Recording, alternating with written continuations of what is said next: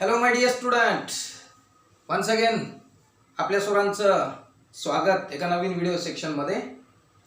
तर जस्ट आपण दुसऱ्या व्हिडिओ सेक्शनमध्ये आहोत. Excretory product and their elimination किंवा एक्सक्रीशन आणि ऑस्मो रेग्युलेशन नावाचा जो चॅप्टर आहे त्या संदर्भातल्या. तर in the last video section we were discussed about the introductory part of the chapter as well as the ammonotelism, one of the form of the excretory system किंवा excretory one of the mode. ते एक एक्सक्रेशनचा एक मोड होता, त्या मोडची आपण चर्चा last time केलेली आहे. आता आपल्याला तीन मोडची चर्चा करायची होती, जसे अमोनोटेलिझम असेल, युरिओटेलिझम असेल आणि युरिकोटेलिझम असेल. तर in today's video section we are just try to finish the ureotelism and uricotelism. चला तर मग सुरुवात करू. ओके बेटा, let's start. The terrestrial adaptation. जमिनीवर राहणारे जे प्राणी आहेत, टेरेस्ट्रियल अडॅप्टेशन. अडॅप्टेशन मीन्स अनुकूलन. अनुकूलन मीन्स काय रे बेटा? It is the ability of natural ability of an organism to change itself as a changing environment. बदलत्या वातावरणानुसार स्वतःला बदलून घेण्याची जी क्षमता नॅचरली ऑर्गॅनिझम मध्ये असते त्याला आपण अडॅप्टेशन, मराठीमध्ये अनुकूलन असे म्हणतो. मग टेरेस्ट्रियल अडॅप्टेशन मध्ये necessitated the production of lesser toxic nitrogenous. बेटा, लेसर टॉक्सिक म्हणजे कमी विषारी नायट्रोजनस पदार्थ बनण्याची त्यांच्यामध्ये क्षमता आहे. कमी नायट्रोजनस वेस्ट बनण्याची म्हणजे कमी टॉक्सिक, बरं, प्रमाणाने कमी नव्हे. त्यांचा टॉक्सिसिटी म्हणजे विषारीपणा कमी असणारे पदार्थ बनवण्याची क्षमता त्याच्यात आहे. ओके बेटा. And these two less toxic substances are urea and uric acid. बेटा, हे जे युरिया आणि युरिक ऍसिड आहेत हे थोडे कमी विषारी आहेत अमोनियापेक्षा, कारण अमोनिया हायली टॉक्सिक होता आणि हे आता जे बघतोय ते थोडे कमी टॉक्सिक आहेत. ओके बेटा. मग ह्याचं का टेरेस्ट्रियल अडॅप्टेशन मध्ये urea and uric acid produce होतात का? बिकॉज बेटा, in the last video section when we were discussed about the ammonotelism, at that instant we studied that ki ek more amount of the water should be necessary. Prapti, more amount of the water should be necessary. त्याला जास्त मोठ्या प्रमाणामध्ये काय पाहिजे असतं? पाणी पाहिजे असतं. पण जर पाणी लेस अमाऊंट मध्ये अवेलेबल असेल तर असे पदार्थ तयार व्हायला हे होत नाहीत, म्हणजे तयार होत नाहीत. ठीक आहे बेटा. कन्झर्वेशन ऑफ द वॉटर म्हणजे पाण्याचं जतन करायचं आहे आपल्याला, आणि पाण्याचं जतन करण्यासाठी less toxic substances need to be produced and these less toxic substances are the urea and uric acid. चलो. The ammonia produced by the metabolism is converted into urea. बेटा, आपल्याला माहिती आहे, आपण पाहिलेलं आहे की अमोनिया हा मेटाबॉलिझम मुळे प्रोटीनच्या तयार होणारा पदार्थ आहे. आपल्याला माहिती आहे, शिकलोय आपण. तर अमोनिया प्रोड्यूस झालेला आहे, तो पण मेटाबॉलिझम मुळे तयार झालेला आहे, आणि that ammonia get converted into, आणि त्याच अमोनियाचं कन्वर्शन होणार आहे युरियामध्ये. डू यू अंडरस्टँड बेटा मी काय म्हणत आहे? अमोनिया जो आहे that ammonia get converted into urea. Ammonia is a highly toxic but the urea is not highly toxic. म्हणजे अमोनियाचंच कन्वर्शन युरियामध्ये करायचं आहे, आणि ते होतं बेटा लिव्हर मध्ये. Ammonia get converted into, ammonia हा युरिक ऍसिड युरियामध्ये कन्वर्ट होणार आहे, लिव्हर मध्ये होणार आहे, आणि ऑर्निथाइन सायकल किंवा युरिया सायकल. बेटा, ज्या पाथवेनं ते तयार होणार आहे, the mechanism of conversion of, MCQ ला प्रश्न विचारला जाईल, the mechanism of conversion of ammonia into urea is called as, तर त्याला आपल्याला म्हणायचं आहे युरिया सायकल किंवा ornithine cycle. And that conversion takes place inside the, कुठं तर ते होतं बेटा आपल्याला दिसून येईल, तर ते आपल्या जास्तीत जास्त लिव्हर मध्ये होतं. पुढे urea released into the blood. आता तो जो तयार झालेला युरिया आहे तो युरिया बेटा ब्लड मध्ये टाकून दिला जातो, ब्लड मध्ये येतो तो. And which is filtered and excreted out, आणि मग तो फिल्टर केला जातो आणि एक्सक्रीट आउट केला जातो, म्हणजे बाहेर सुद्धा टाकला जातो. तर एक्सक्रीट आउट करणे आणि फिल्टर करण्याचं काम या ठिकाणी किडनी करते. पहिल्यांदा युरिया कुठं तयार झाला बेटा, urea is formed in the liver. Okay, from the liver that urea came in to the blood. Okay बेटा, that urea reached in the kidney, किडनीमध्ये गेला आणि किडनीनं त्याला फिल्टर केलं अँड देन एक्सक्रीट आउट म्हणजे बाहेर टाकण्याचा प्रयत्न. ओके बेटा, चलो. Ammonia is a very toxic. Ammonia आपल्याला माहिती आहे, आपण अभ्यास केलाय की it is a very toxic substance surrounding tissue साठी सुद्धा. So it converted into urea in the liver. मग त्याचमुळे युरिया जो आहे तो तयार झालेला आहे अमोनिया पासूनच, म्हणजे अमोनिया पासूनच तयार झालेला आहे. Ammonia combine with the CO2 to form the urea. बेटा हा जो अमोनिया आहे हा अमोनिया CO2 सोबत कंबाईन होतो. MCQ साठी गरजेचं आहे, लक्षात ठेवा. अमोनिया CO2 सोबत कंबाईन होतो अँड युरिया तयार होतो. आलं लक्षात. पुढे दिस सायकल डिस्कवर्ड बाय क्रेव अँड हेन्सलेट 1932. 1932 मध्ये हे जे शास्त्रज्ञ आहेत क्रेव आणि हेन्सलेट, या शास्त्रज्ञांनी हे डिस्कवर केलेलं आहे ही सायकल. आणि बेटा त्यांना आपण 1932 मध्ये हे सगळं आपल्याला त्यांनी अभ्यासासाठी दिलेलं आहे. इन दिस सायकल, कोणती सायकल बेटा, the conversion of ammonia into urea, जी लिव्हर मध्ये व्हायला लागली बेटा. ओके, त्यासाठी काय काय पाहिजे, साहित्य काय पाहिजे, काय घटक पाहिजे, तर ते घटक इथे दिले.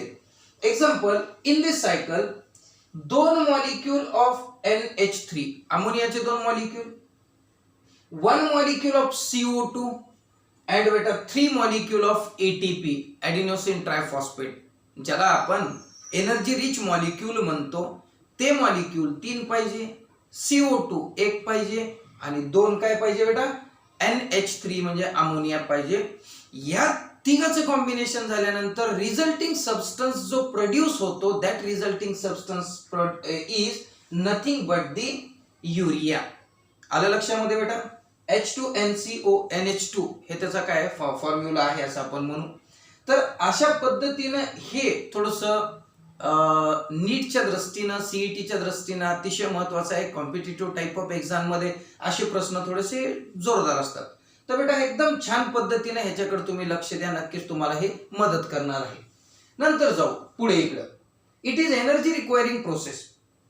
म्हणजे काय बेटा, जी अमोनियाच्या फॉर्मेशनची प्रोसेस होते, that process doesn't require energy, but the process which produces the urea require more amount of energy. म्हणून त्याला एनर्जी रिक्वायरिंग प्रोसेस म्हणू. रिक्वायरिंग म्हणजे गरज असलेली, म्हणजे ऊर्जेची गरज असलेली प्रक्रिया. म्हणजे formation of the urea require energy. रिक्वायरचा अर्थ पाहिजे, म्हणजे युरिया बनवायला ऊर्जा पाहिजे. पुढे एलिमिनेशन रिक्वायर. आता आपल्याला काय करायचं आहे की suppose that we want to excrete 1 gram of urea. Okay बेटा, we wanted to excrete the 1 gram of urea, then how many amount of water is required. किती प्रमाणात पाणी पाहिजे, काहीच नाही, फक्त 50 ml of the water is required. किती बेटा, only 50 ml of the water is sufficient for the removal of 1 gram of urea. 1 gram urea बाहेर टाकायला 50 ml पाणी सफिशियंट आहे. पुढे shark retain more urea in their body fluid. बेटा आता जे शार्क मासा माहिती आहे ना, पाण्यात असतो. यस, त्या शार्क माशाच्या ब्लड मध्ये ना ते मासे काय करतात, मोर युरिया म्हणजे मोठ्या प्रमाणात युरिया स्टोर करतात बेटा. ते आपण नाही करत बरं, आपण टाकून देतो युरिया. पण शार्क मासे काय करतात की they can retain large amount of the urea in their body fluid, म्हणजे त्यांच्या रक्तामध्ये ते साठवतात. का साठवतात? We should need to find out the answer की बाबा असं का. तर to make their isotonic surrounding marine water. बेटा आता आयसोटोनिक म्हणजे काय, आता समुद्रामध्ये तर ते राहतात ना, म्हणजेच ते समुद्रामध्ये राहतात. मग आता इथं काय आयसोटोनिक म्हणजे एक असं सोल्युशन करतात ते ब्लडला की सेम सॉल्ट कॉन्सन्ट्रेशन असलं पाहिजे बेटा, सेम सॉल्ट कॉन्सन्ट्रेशन असलं पाहिजे ब्लड मध्ये आणि सेलमध्ये. सेलमध्ये असलेलं कॉन्सन्ट्रेशन ऑफ दी सॉल्ट आणि ब्लड मध्ये असलेलं सॉल्टचं कॉन्सन्ट्रेशन आणि पाण्यात असणारं, कारण समुद्रात तर जास्तीत जास्त खारट पाणी आहे ना, तर हे कॉन्सन्ट्रेशन एक्सटर्नल आणि इंटरनल दोन्ही मेंटेन करण्याच्या उद्देशानं केलेला प्रयत्न म्हणजे आयसोटोनिक होय. नीट साठी खूप गरजेचं आहे. वाक्य परत एकदा सांगतोय, हे काय आहे आयसोटोनिक. आयसो मीन्स समान, सेम. ओके बेटा, तर ते मेंटेन करायचं. मग काय समान मेंटेन करायचंय, तर सॉल्टचं कॉन्सन्ट्रेशन ब्लड मध्ये मेंटेन करायचं आहे, तर त्याला आयसोटोनिक असं म्हणू. बरं हे का करायचं, this help them to prevent the possible loss of the water. बेटा possible loss of the water होऊ द्यायचा नाही. काय होईल की जर त्यांनी पाण्यामधलं सॉल्टचं प्रमाण कमी झालं, suppose that the amount of the salt concentration in the blood of the shark, असं जर झालं तर तिथं काय होईल की more amount of water lost by the shark. त्या शार्कच्या बॉडीमधून मोठ्या प्रमाणात पाणी लॉस होईल. मग पाणी लॉस होऊ द्यायचं नाही, लॉस होऊ द्यायचं नाही. मग लॉस नसेल होऊ द्यायचं तर concentration of the salt in the cell आणि ब्लड मेंटेन करा. त्यासाठी मग तुम्हाला युरियाला स्टोअर करून ठेवावं लागेल. मग त्याच उद्देशाने हे स्टोअर करून ठेवलं जातं. एक्झॉस्मॉसिस म्हणजे काय बेटा, एक्झॉस्मॉसिस म्हणजे काय, तर एक्झॉस्मॉसिस म्हणजे movement of water out of the cell. Cell मधून पाणी बाहेर जाण्याची प्रक्रिया, movement of water outside the cell, याला प्रिव्हेंट केलं जातं. पुढे some amount of urea may be retained in the kidney matrix. काही प्रमाणामध्ये बेटा किडनीच्या मॅट्रिक्स भागामध्ये, किडनीच्या मॅट्रिक्स भागामध्ये काही प्रमाणामध्ये युरिया हा काय केला जातो, रिटेन केला जातो. म्हणजे थोडक्यात असं म्हणू की तो तिथं पण स्टोअर केला जातो, तिथं पण स्टोअर केला जातो. का retain in the kidney of the matrix some of this animal to maintain desired osmolarity. मग एक अतिशय महत्वाची गोष्ट आहे की ही डिझायर्ड ऑस्मोलॅरिटी मेंटेन करायची. हे काय आहे बेटा, तर number of osmole per litre of the solution. वाक्य पुन्हा एकदा ऐका रे स्लोली. एखाद्या सोल्युशन मध्ये सोल्यूटचे जे ऑस्मोल्स असतात बेटा, ते ऑस्मोल मेंटेन करणे, ऑस्मोल मेंटेन करणे, तर ते ऑस्मोल मेंटेन करण्याची प्रक्रिया म्हणजे ऑस्मोलॅरिटी होय. वाक्य हे परत सांगतो, some amount of urea may be retained in the kidney matrix.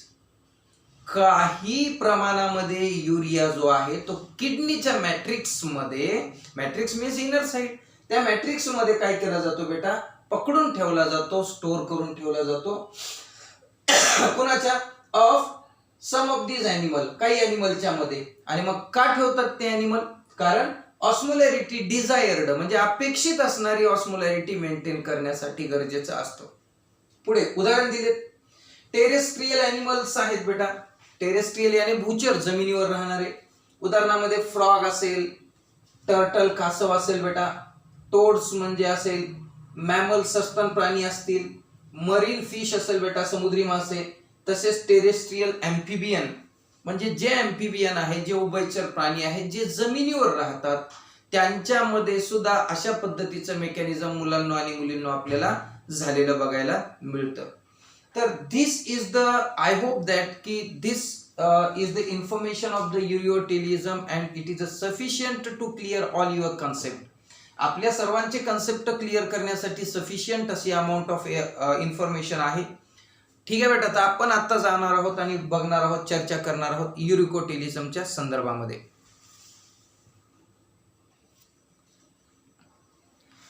चलो, तर मग तिसरा प्रकार बघू ह्या मोड ऑफ एक्सक्रिशनचा काय आहे. तो आहे युरिकोटिलिझम. आणि काय होतं त्या युरिकोटिलिझम मध्ये बघू बेटा. लिहिलं इथं एक्सक्रिशन ऑफ नायट्रोजनस वेस्ट. बेटा एक्सक्रिशन म्हणजे उत्सर्जन होतं प्राण्याच्या बॉडीमधून. कशाचं? Nitrogenous waste substances as a uric acid. Okay बेटा, युरिकोटिलिझम कुणाला म्हणायचं? ज्या ॲनिमलने टाकाऊ पदार्थ हे युरिक ऍसिडच्या स्वरूपात जर तयार होत असतील आणि टाकत असेल तर त्याला युरिकोटेलिक ॲनिमल किंवा युरिकोटिलिझम म्हणायचं. म्हणून एक्सक्रिशन म्हणजे तर उत्सर्जन कोणत्या पदार्थाचं? Nitrogenous waste substance as a uric acid in the form of pellet. In the form of pellet और पेस्ट. पॅलेट आणि पेस्ट म्हणजे काय की सॉलिड स्वरूपामध्ये ते पदार्थ शरीराच्या बाहेर पडतात. सॉलिड, जसं युरिक ऍसिड आपलं युरिया असेल, अमोनिया असेल, हे सॉलिड मध्ये नव्हते बाहेर पडत, पण आता युरिक ऍसिड सॉलिडच्या माध्यमाने बाहेर पडतात आणि ते पॅलेट्स किंवा पेस्टच्या स्वरूपामध्ये असतात with minimum loss of the water. आणि हे बाहेर टाकताना जसे आपण युरिया बाहेर टाकताना बघितलं की 50 ml of water per gram लागतं. 300 ते 500 ml of the water per gram अमोनियाला बाहेर टाकायला लागतं. पण बेटा very less amount of the water should be necessary for the removal of 1 gram of uric acid. म्हणजे फार लेस अमाऊंट मध्ये, खूप कमी प्रमाणामध्ये युरिक ऍसिड शरीराच्या बाहेर टाकण्यासाठी पाण्याची गरज असते. ठीक आहे बेटा, मग अशा ॲनिमलला आपण युरिकोटेलिक ॲनिमल असं म्हणायचं आहे. कळलं बेटा नक्कीच? यस. आगे बढ़ते. Synthesis of the uric acid from ammonia. हो, we were remembered that ki in the earlier section of the video earlier we are mentioned that ki urea is also produced or formed from the ammonia, and right now we will discussing about the uric acid. Uric acid also produced from the ammonia and in the liver, but the way of formation is a different. आता urea सुद्धा आणि uric acid सुद्धा ammonia पासूनच बनतात, पण वेगळ्या वेगळ्या पाथवेनं बनतात. तर इथे लिहिलंय की सिंथेसिस ऑफ युरिक ऍसिड. सिंथेसिसचा अर्थ काय होतो की बनवणे होय, किंवा याला सिंथेसिसला पर्यायी शब्द आपण असा वापरू शकतो, फॉर्मेशन. काय वापरू शकतो बेटा? फॉर्मेशन. ठीक आहे, तर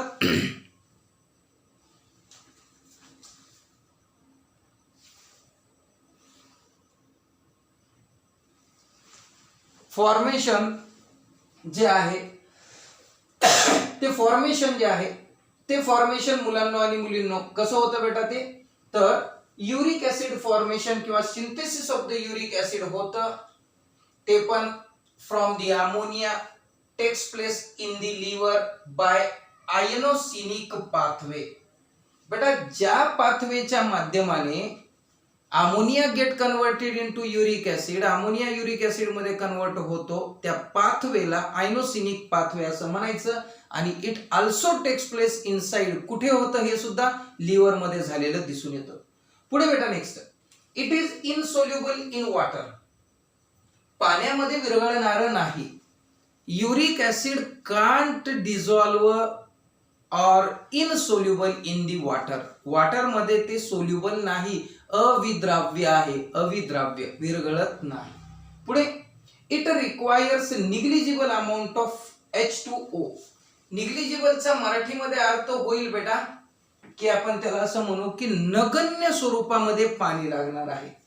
इट रिक्वायर्स निग्लिजिबल म्हणजे नगण्य amount of water for the removal of uric acid. If you wanted to throw out that uric acid from your body, आम्हाला आमच्या बॉडीमधून युरिक ऍसिड बाहेर टाकून द्यायचं आहे. मग बाहेर टाकायचं तर त्यासाठी पाणी किती लागेल त्या युरिक ऍसिडच्या एका? तर विद्यार्थ्यांनो इथं आहे बेटा खाली, हे बी लक्षात ठेवा, it require 10 ml of the water. बेटा इथं किती, only 10 ml of the water for the 1 gram of uric acid. 1 gram uric acid तुमच्या बॉडीतून जर बाहेर पडायचा असेल तर how many amount of water should be necessary और रिक्वायर्ड, ओनली 10 ml, 10 मिलीलीटर.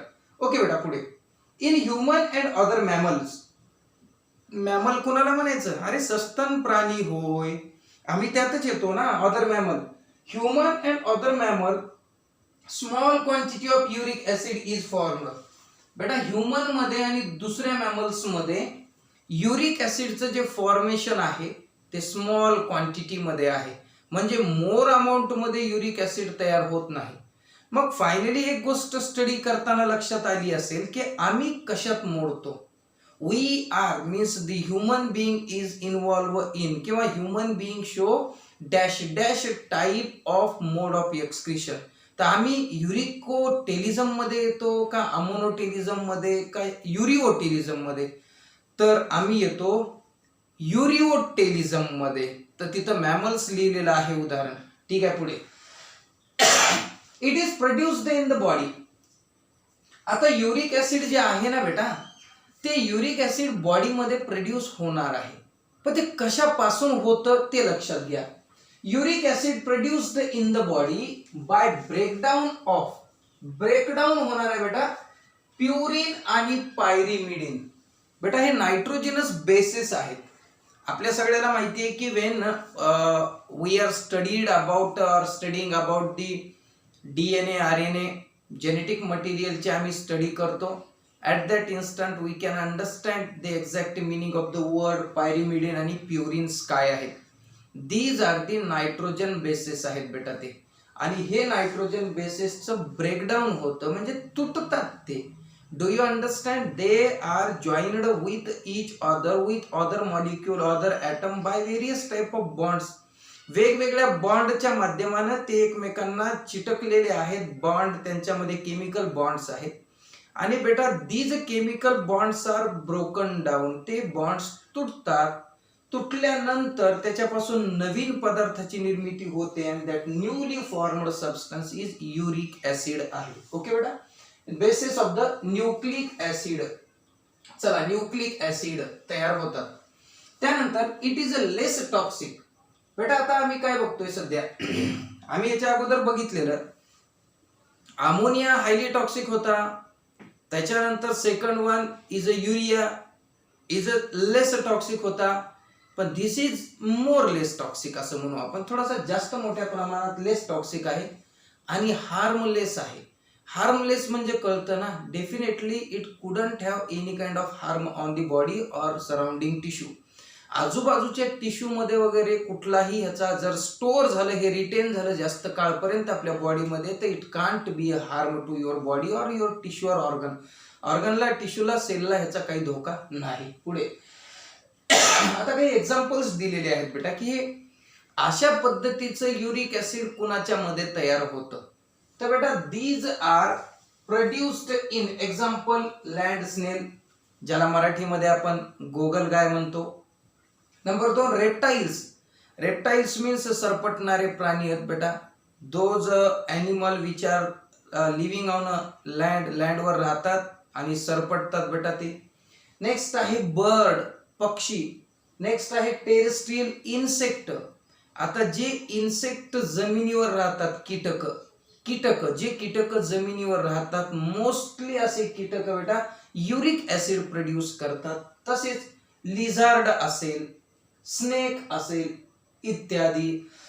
आता हे काही पालवर्गीय प्राणी म्हणू त्यांना, स्नेक आहे, हे काय करतात बेटा, तर आता सरड्यासारखे वगैरे असतील तर ते ट्री ड्वेलिंग आहेत, झाडावर राहणारे आहेत, तरी पण ते युरिक ऍसिड तयार करत असतात, तर त्यांच्या बॉडीमध्ये ते तयार होतो.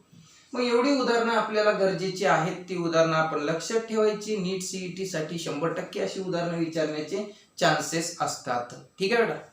एक गाऊट नावाची एक टर्म आहे, आपल्याला ती बघायची आहे. काय होतं की काही माणसांच्या बॉडीमध्ये ड्यू टू जी डिफेक्टिव्ह मेटाबॉलिझम, म्हणजे दोष निर्माण जर झाला मेटाबॉलिझम मध्ये, दोष, बेटा do you understand that the metabolism been disturbed, metabolism मध्ये डिफेक्ट जर झाला, दोष निर्माण झाला, तर excess uric acid get deposited in the joint. एक्सेसचा अर्थ अतिरिक्त स्वरूपामधलं, जास्त मोठ्या प्रमाणामध्ये जर युरिक ऍसिड आपल्या बॉडीमध्ये निर्माण झालं due to the defective mechanism, defective मेटाबॉलिझममुळे, तर अशा वेळेस काय होतं की ते जे युरिक ऍसिड आहे, युरिक ऍसिड आपल्याकडे साठवण्यासाठीची काही व्यवस्था नाही आहे. We do not have a specific mechanism to store that uric acid inside the body. Then uric ऍसिडच काय करतं मग की जागा शोधतं त्याला, कारण तो एक्सेस झालेला आहे. किडनीकडे एक तिची कॅपॅसिटी आहे, एक्सक्रेटरी ऑर्गनकडे एक कॅपॅसिटी आहे की बाहेर एखादा सबस्टन्स टाकायचा किती. Suppose that kidney have a capacity to excrete uric acid 10 milligram per day. बेटा डू यू अंडरस्टँड, ती काय करू शकते की 10 मिलीग्रॅम युरिक ऍसिड ती पर डे 24 तासात बाहेर फेकू शकते. पण अनफॉर्च्युनेटली तुम्ही काहीतरी खाद्य खाल्लेत असे, कशामुळे तरी डिफेक्टिव्ह मेकॅनिझममुळे तुमच्या बॉडीने 20 मिलीग्रॅम एवढा युरिक ऍसिड प्रोड्यूस केलेला आहे. आता किडनी तर किती टाकणार बेटा बाहेर, 10 मिलीग्रॅम. आता 10 मिलीग्रॅम उरला बॉडीमध्ये, ब्लडमध्ये, तर मग तो कुठे जाणार, तर दॅट एक्सेस, मग म्हणायचं त्याला अतिरिक्त झालेला तो जो आहे, तर तो अतिरिक्त झालेला युरिक ऍसिड आपले जे जॉईंटचे बोन असतात का बेटा, हाडांचे जे सांधे असतात हाडांचे, the joint of the bone, तर त्याच्यामध्ये जाऊन ते साचतात. काय होतं बेटा मेटाबॉलिझम, एक्सेस युरिक ऍसिड, एक्सेसचा अर्थ होतो अतिरिक्त, जास्त झालेले युरिक ऍसिड डिपॉझिट होतं, साचून बसतं बेटा in the joint of the bone, बोनच्या जॉईंट मध्ये. ओके, ठीक आहे. स्पेशली त्याला इथं जास्त अंगठ्याचं जे काही बोन आहे बेटा, दोन्ही साईडच्या अंगठ्याच्या बोन मध्ये जास्त मोठ्या प्रमाणात स्टोर होऊन बसण्याचे जे काही कंप्लेंट्स आहेत ते जास्त येतात. ठीक आहे. कॉजेस द पेनफुल आर्थरायटिस, आणि मग त्याच्यामुळे काय होतात की ते सांधे दुखतात. सांधे, ज्या सांध्यांमध्ये युरिक ऍसिड जाऊन डिपॉझिट झालेला आहे त्यांच्या मुवमेंट मध्ये प्रॉब्लेम येतो आणि ते सांधे, ते जॉईंट्स दुखायला लागतात. पेनफुल आर्थरायटिस म्हणतो आपण त्याला, मराठीमध्ये सांधेदुखी असे म्हणतो. तर ती सांधेदुखीचा परिणाम त्यांच्यामध्ये होतो. ठीक आहे बेटा, मग त्या प्रक्रियेला आपण गाऊट असे म्हणतात. बऱ्याच वेळेस एमसीक्यू ला प्रश्न विचारला जातो की gout is caused due to, gout हा कशामुळे कॉज होतो, अमोनियामुळे होतो का, मग कोणते टाकाऊ पदार्थ आहेत, तर आपल्याला लक्षात ठेवायचं आहे की हा कशामुळे होतो, तर युरिक ऍसिडच्या डिपॉझिशनमुळे होतो, लक्षात ठेवा. पुढे चला बेटा, ग्वानोटेलिझम एक कन्सेप्ट आहे छोटासा. तर अरॅक्निड्स एक्सक्रीट मोस्टली ग्वानिन.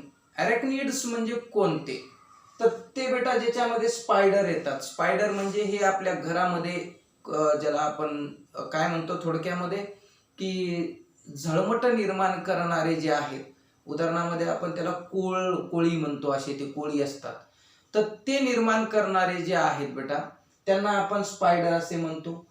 स्कॉर्पिओन याने विंचू होय, आणि पेंग्विन पक्षी माहितीये, पेंग्विन ॲनिमल आपल्याला माहितीये बेटा. तर त्या पेंग्विन मध्ये, स्पायडर मध्ये, स्कॉर्पिओन मध्ये जो टाकाऊ पदार्थ मोर एक्सटेंट मध्ये असतो तो असतो बेटा ग्वानिन. हा ग्वानिन आहे. तर ग्वानिन जास्त असतो त्या पदार्थामध्ये, म्हणजे त्यांच्या नायट्रोजनस वेस्ट मध्ये, तर म्हणून त्याला ग्वानोटेलिझम असे म्हणायचं. बेटा युरिया जास्त असेल तर युरिओटेलिझम, युरिक ऍसिड जास्त असेल युरिकोटेलिझम, अमोनिया असेल अमोनोटेलिझम. ठीक आहे बेटा. तर अशा पद्धतीने याची काही एक्झाम्पल्स आहेत, याची काही डेफिनेशन्स आहेत, त्या डेफिनेशन ते एक्झाम्पल्स आपल्याला लक्षात ठेवायचे आहेत नीट आणि सीईटीच्या दृष्टीने. ठीक आहे विद्यार्थ्यांना, आपली आय होप दॅट की आपल्या सगळ्यांना हा कन्सेप्ट फार क्लिअरली कळलेला असेल. नक्कीच याला पुन्हा पुन्हा व्हिडिओ बघा व्यवस्थितरित्या, आणि माझा एक विशेष सल्ला असेल सगळ्यांना की बेटा व्हिडिओ केवळ बघू नका, तर त्याच्यानंतर त्याला एकदा दोनदा जर आपण लिहून घेतलं, आणि मी एक नवीन कन्सेप्ट सुरू करण्याच्या तयारीत आहे की हा व्हिडिओ झाला की ह्या व्हिडिओवर तुमचे व्हिडिओ बघणं झाल्यानंतर लगेच काही शॉर्ट आन्सर प्रश्न जे एमसीक्यू कम शॉर्ट आन्सर असतील त्याच्यामध्ये दोघांचाही फायदा होईल. म्हणजे तुम्हाला ते शॉर्ट आन्सरमध्ये रीड करावं लागेल, बघावं लागेल आणि त्यानंतर MCQ सुद्धा तुम्हाला सोडवण्यासाठी खूप मदत होईल. असा एक उपक्रम राबवण्याचा प्रयत्न माझा असणार आहे. ठीक आहे, तोपर्यंत मग भेटू पुढच्या व्हिडिओ सेक्शनमध्ये. Till then, good bye and god bless you all my dear child.